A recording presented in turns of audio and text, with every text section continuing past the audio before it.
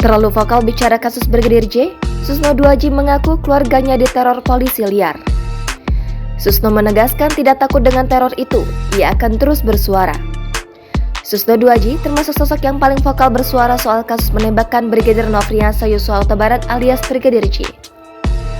Mantan Kabareskrim berkali-kali tampil di media massa menjadi narasumber membahas tragedi di rumah dinas Irjen Verdi Sambo.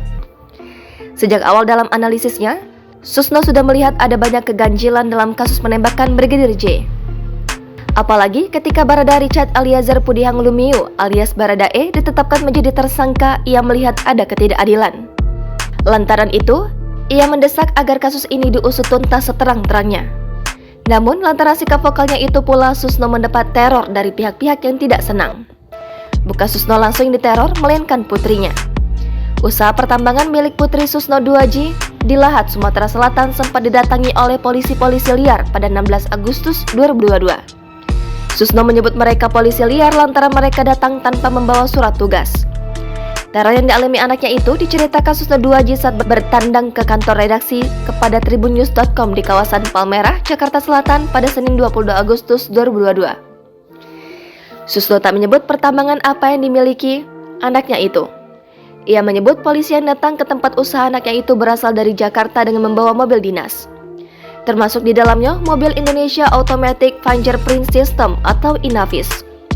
Susno berani menyebut mereka polisi liar karena saat diminta surat tugas tak satu pun dari polisi itu yang mau menunjukkan. Kemudian ketika ia mengontak Komjen Pol Agus Andrianto, Kabareskrim Polri itu juga mengaku tidak pernah mengirimkan anggotanya ke tempat usaha anak Susno Duaji itu.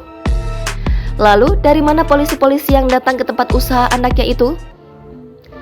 Susno menduga mereka adalah suruhan dari kelompok pejabat polisi yang tidak suka dirinya terlalu vokal berbicara soal kasus Irjen Pol Verdi Sambo.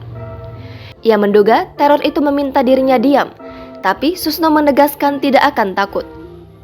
Mantan Wakil Kepala Pusat Pelaporan dan Analisis Transaksi Keuangan itu mengaku tidak akan diam selama masih melihat ada ketidakadilan dalam kasus penembakan Brigadir J.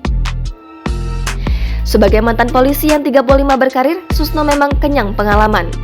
Ia sering menangkap orang, bahkan pernah juga ditangkap. Ketika ditangkap dan dituduh korupsi, Susno menyebut cuma harga dirinya yang kena. Tapi dalam kasus Brigadir J, rekayasanya menyangkut nyawa. Ada yang tewas, ada keluarga yang kehilangan anaknya. Susno tidak bisa terima yang seperti ini. Karena itu akan terus bersuara, tidak akan takut dengan teror-teror seperti itu.